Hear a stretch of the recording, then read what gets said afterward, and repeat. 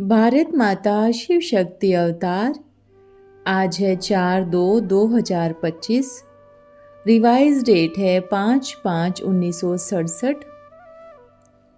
सालिम बुद्धिवान बच्चे, कोई भी आए तो पहले पहले बाप का पूरा परिचय देना है, जो समझे कि हम उस बाप के बच्चे हैं।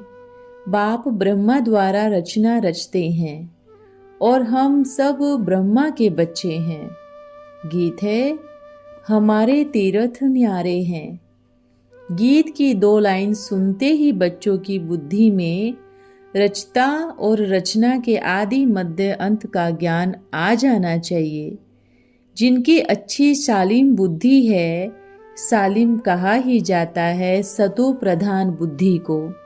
सतो प्रधान भी है तो सतो रजो तमो भी है। स्टेजेस होती है ना। बच्चे जानते हैं हमारी जो पत्थर बुद्धि हो गई है, उनको पारस बुद्धि बनाने वाला शिव बाबा आया हुआ है। रावण पारस बुद्धि से पत्थर बुद्धि बनाता है। उनका तो राज्य है। उनकी मत पर चलते चलते पत्थर बुद्धि बन जाते हैं। अब फिर शिव बाबा पत्थर बुद्धि से पारस बुद्धि बनाने आए हैं। सो बनेंगे तब जबकि शिव बाबा के श्रीमत पर चलेंगे। जितना जो चलेगा उतना ही वो बनेंगे। यह भी तुम बच्चे ही जानते हो।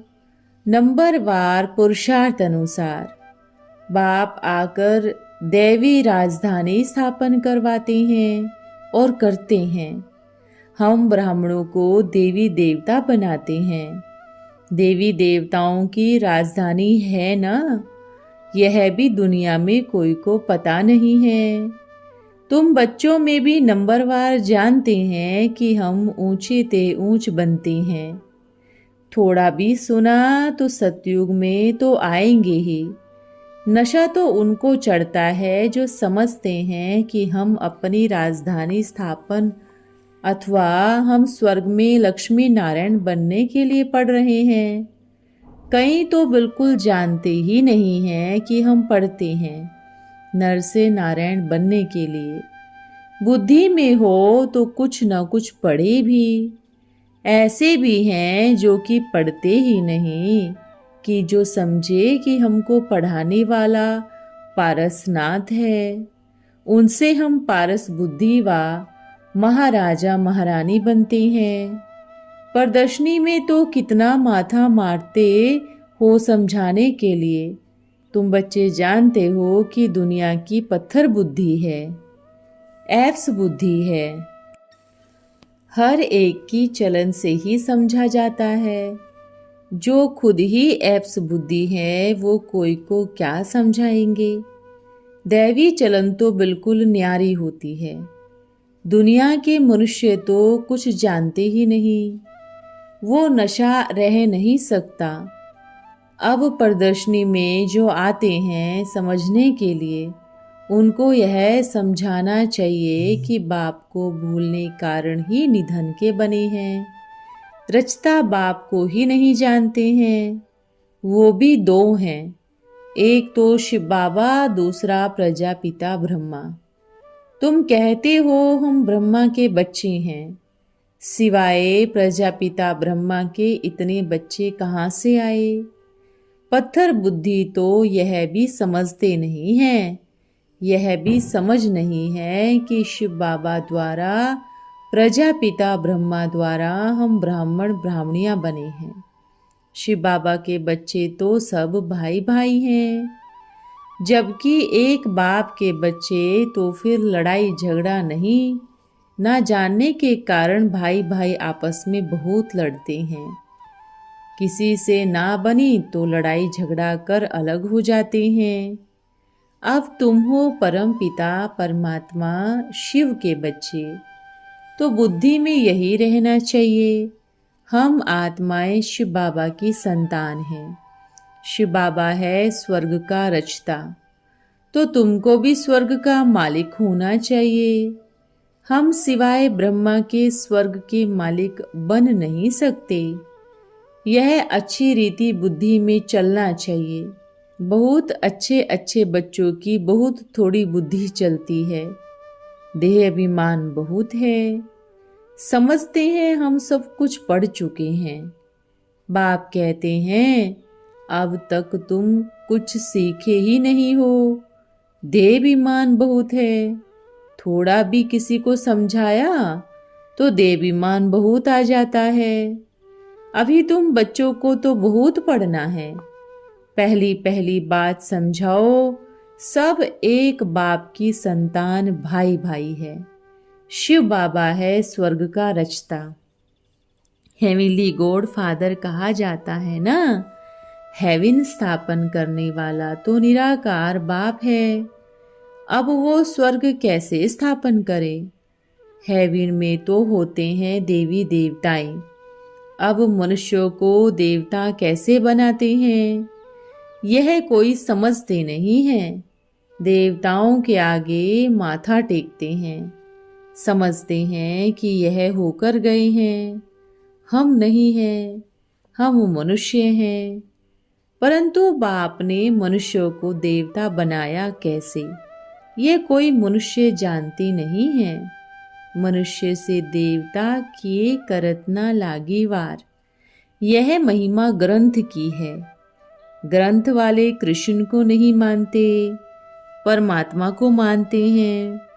तो पारसनाथ बनाने वाले पारसनाथ की मत पर चलना पड़े।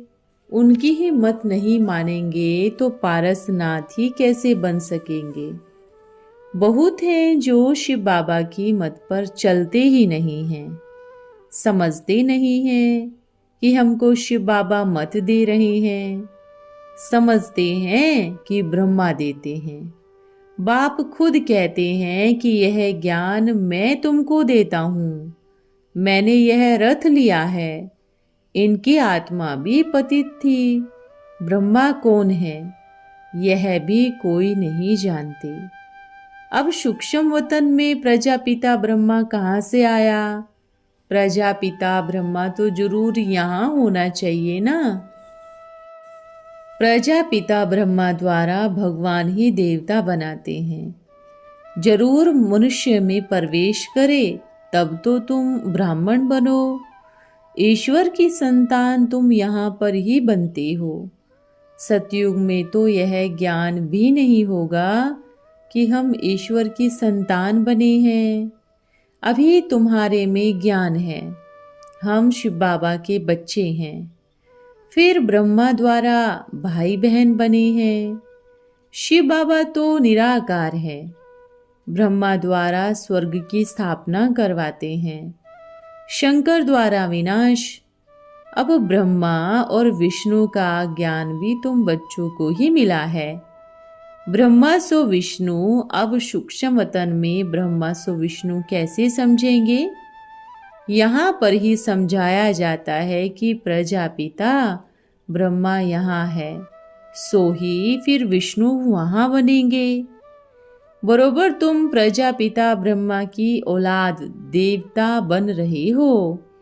विष्णुपुरी अथवा लक्ष्मी नारायण के राज्य के मालिक बनते हो। बाबा ने बच्चों को कल भी समझाया कि ध्यान दीदार में माया बहुत प्रवेश होती है। ऐसे नहीं कि यह दीदार करते हैं इसलिए उनकी पूंछ पकड़नी है। नहीं, यह तो पढ़ाई है। तुम्हारे संबंधी आदि भी कहते हैं कि हम तुम्हारा पूंछ पकड़ेंगे। उन्होंने फिर जानवर दिखा दिया है, इसलिए ही गौ आदि दान करते हैं। इनकी पूंछ आदि पकड़कर तर जाएंगे, परंतु ऐसी यहाँ तो कोई बात है नहीं। बाप कहते हैं तुम भक्ति मार्ग में दान पुण्य आदि करते थे कि दूसरे जन्म में मिलेगा। वो मृत्यु लोक का फिर भी मृत्यु लोक में ही मिलता है। तुम अभी संगम पर जो दान करते हो वो तुमको सतयुग में मिलेगा। मनुष्य इन बातों को क्या जाने। पत्थर बुद्धियों का राज्य और पारस बुद्धियों का राज्य कितना फर्क है। देवताएं पारस बुद्धि थे, विष्णु को पारसनाथ भी कहते हैं। उनका बहुत अच्छा मंदिर बनाया हुआ है। यह किसी को पता ही नहीं कि पारसनाथ कौन है। 4 दरवाजे दे दिए हैं, ब्रह्मा विष्णु शंकर और कृष्ण दे दिया है। एक एक दरवाजे से दर्शन कर कुछ न कुछ रखना होता है। बड़े बड़े आदमी दान पुण्य भी बड़ा बड़ा ही करते हैं। एक दरवाजा खोला, गिन्नी रखी, फिर दूसरे पर गिन्नी, चारों पर एक जैसा ही रखना पड़े। मनुष्य 1,00,000 2,00,000 भी दान पुण्य करते हैं। पारसनाथ का मेला बहुत लगता है सर्दी में। तुम बच्चे अभी नंबरवार पुरुषार्थ अनुसार जानते हो कि पारसनाथ किसको कहा जाता है, कौन बनाते हैं। पारसनाथ है ही विष्णु का चित्र। अलग मंदिर भी होता है जिनको नर नारायण कहते हैं। नाम तो बहुत रख दिया है ना, सबकी अपनी अपनी बुद्धि है। तो अब बाप समझाते हैं कि तुम सब भाई भाई हो, तो बाप से वर्षे लेने के हकदार हो। बाप है ही स्वर्ग की स्थापना करने वाला। जरूर हमको स्वर्ग में ही वर्षा चाहिए। बाबा को भी जरूरी यहाँ ही आना पड़े ना वर्षा देने के लिए। बाप आते ही हैं ब्रह्मा के तन में। कहते भी हैं मैं बहुत जन्मों के अंत में प्रवेश करता हूँ। इसका भी हिसाब है। पहले नंबर में है कृष्ण, वो है कुमार, इसलिए ही उनकी महिमा जास्ती है। वो लक्ष्मी नारायण फिर भी अधर कुमार हो गए। महिमा बच्चों की जास्ती होती है, तो बहुत जन्मों के अंत में भी पहले उनको ही रखेंगे। यह भी पत्थर बुद्धि कुछ जानते ही नहीं। 84 लाख जन्म कह देते हैं, फिर हिसाब किताब कहाँ से निकले। बाप ही आकर बताते हैं जो फर्स्ट वो ही लास्ट। तुम ही फर्स्ट में थे, वो ही फिर लास्ट में शूद्र बने। अभी फिर तुमको ब्राह्मण बनाते हैं।